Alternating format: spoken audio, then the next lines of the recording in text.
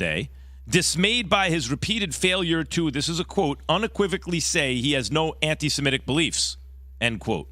With Kyrie later issuing an apology for his social media post last week about a book and movie that feature anti-Semitic tropes. Kyrie had refused to apologize during a post-practice media session earlier Thursday, and the Nets subsequently said Kyrie is, quote, currently unfit to be associated with the Brooklyn Nets. Here is some of what Kyrie had to say at the presser. I take my responsibility for posting that. Some things that were questionable in there, untrue. Like I said, and the first time you guys asked me when I was sitting on that stage, I don't believe everything that everybody posts. It's a documentary. So, taking my responsibility. So, that was at practice, not the presser. On an Instagram post late last night, Kyrie wrote, part of what Kyrie wrote, quote, to all Jewish families and communities that are hurt and affected from my post, I am deeply sorry to have caused you pain, and I apologize. Now, I'm Jewish, and to me, once someone's, unless you want to do a deep dive into the subtleties of his own personal beliefs, including religious and sociological and political feelings, at a certain point you turn the page. To me, when the issue with Kyrie that we're really talking about here is Kyrie. Whatever other point you want to make, if a documentary quotes Adolf Hitler about the Jews as having some kind of wisdom, you should probably understand that's not something you want to amplify, even if there are other parts of it that you like. I think what people really want to know is, don't you understand that's disqualifying? And if people want to go down that path with Kyrie, have at it.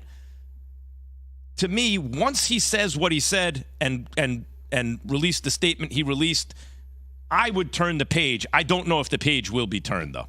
It seems like to me, and you know me, Max, I don't get caught up in all of the Kyrie pre-this conversations that he's had or whatever he's gone through with his issues. But it sounds like to me, just from an outsider, that he's apologized like 3 or 4 different times, it feels like. Mm-hmm. I mean, it also feels like people are looking for a certain word to make it an apology, right? Because he said, that clip that you just played, it sounded like to me he said he apologized and he hurt people and all of those things. Isn't that an apology? He's asking. Well, I can't hear you, I thought it was a rhetorical question. Yes, it is. No, I'm asking you. Yes, to me it is. To me, that's not the issue. I think what people really want is they want to probe Kyrie to find out what he really feels about the whole thing, what's in his heart about it, how he thinks about it, and but Kyrie is doing. It doesn't sound like he wants to give you that. That's right. But furthermore, Kyrie, when he gets together with the attorneys or whatever it is and releases a statement, or the league, and the statement's fine, it's clean, you move on. If you then pursue him verbally at a press conference, at a practice, he may then also reveal something that you don't like. This can go on forever, right? Well, it feels like he's reacting in different ways because he feels like he's being attacked by it, right?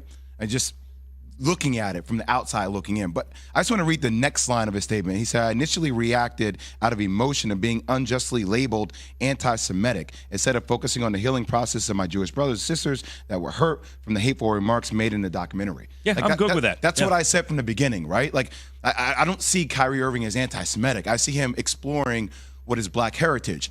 In a completely other thought, right? There is a feeling, and I'm not saying it warrants like promoting that kind of stuff, but there is a feeling within the black community that for a very, very long time, there have been a lot of stereotypes and depictions of black people that have been rewarded and applauded in our society, that have gotten reposted, have gotten talked about, that people didn't need to provide that context. I'm not saying it warrants Kyrie to not give context from the beginning, which he should have, and properly articulated himself. But there is a history of that happening where it hasn't caused the same uproar from a lot of people. And I think it has a lot of people still disturbed in that manner. Well, you mean like movies and Oscar Award movies Key. And things exactly of that nature? What I mean, Key. Yeah. And look, and I'm not saying that makes this right at all. But you have to. It's a separate conversation. That pent-up frustration over time is understandable. But if you, particularly in this country, but if you like if you want to point somewhere other than this, like Kyrie saying, I didn't make the documentary. Kyrie, no one's saying you made the documentary, but you did amplify it, and there's bad stuff in there. You'd have to use an example from today. I'm not condoning. I'm asking a question. Yeah. Like, people amplify crazy stuff all the time. Rap lyrics, rap songs, videos that depict negative things. I'm not saying that it's the same thing, but I'm just saying, like, it's almost like a knee-jerk reaction for a lot on what they do on social media. No, I think this crosses the Rubicon in a different kind of way. I didn't see the documentary at all, and don't plan on seeing it. Right.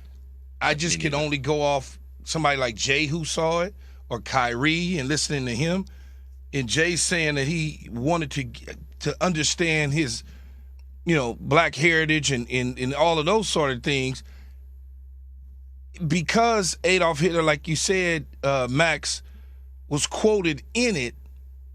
I don't think Kyrie Irving was speaking to that part of the documentary. But that's right. That's why I'm saying what people really want to know from Kyrie is, Kyrie, do you understand that something like that is disqualifying? And whatever else you like about it, you shouldn't amplify it. Max, for example, Key. He did say that from the beginning. I was about to say, Max, but it just didn't come out the way that people wanted him to say it.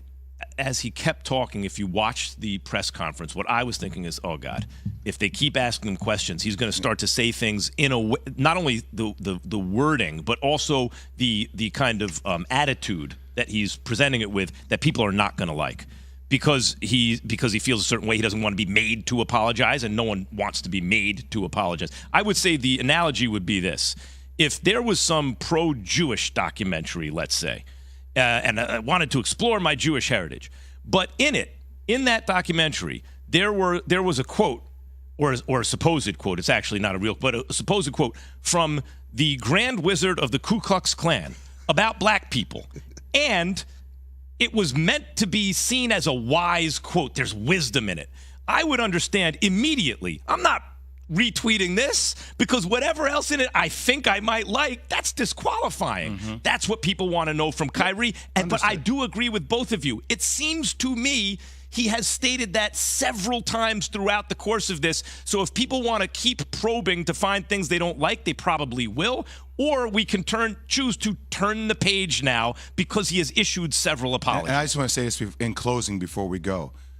The conversation that we have on the show comes from a place of love and understanding, right? Trying to reason. Like, we don't want any part of society to be marginalized. Right. We don't want anybody to talk about any racist tropes at all. Like, we are all brothers on this show, and we defend each other. So, like, but I think sometimes what happens is people hear trigger words, and it just creates reaction, Matt, with anger, and they can't talk through the process or the nuance of the situation. Yeah, that's what we're trying to do. Agreed. I'm not your brother. Well, but cousin. All right. I just know you from afar. We're going to be getting back to this all throughout the show. Why the biggest Dolphins hater in the media might be. Oh, did you see his head snap up when I said that? Are you talking about Keyshawn? What? Keyshawn Johnson. We'll explain after Key has this from Granger. Day.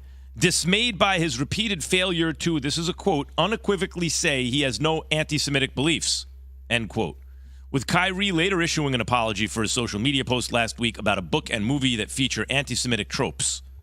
Kyrie had refused to apologize during a post-practice media session earlier Thursday, and the Nets subsequently said Kyrie is, quote, currently unfit to be associated with the Brooklyn Nets. Here is some of what Kyrie had to say at the presser. I'll take my responsibility for posting that. Some things that were questionable in there, untrue. Like I said, and the first time you guys asked me when I was sitting on that stage, I don't believe everything that everybody posts. It's a documentary. So I take my responsibility. So that was at practice, not the presser. On an Instagram post late last night, Kyrie wrote, part of what Kyrie wrote, quote, to all Jewish families and communities that are hurt and affected from my post, I am deeply sorry to have caused you pain, and I apologize. Now, I'm Jewish, and to me, unless you want to do a deep dive into the subtleties of his own personal beliefs, including religious and sociological and political feelings, at a certain point you turn the page. To me, when the issue with Kyrie that we're really talking about here is Kyrie. Whatever other point you want to make, if a documentary quotes Adolf Hitler about the Jews as having some kind of wisdom, you should probably understand that's not something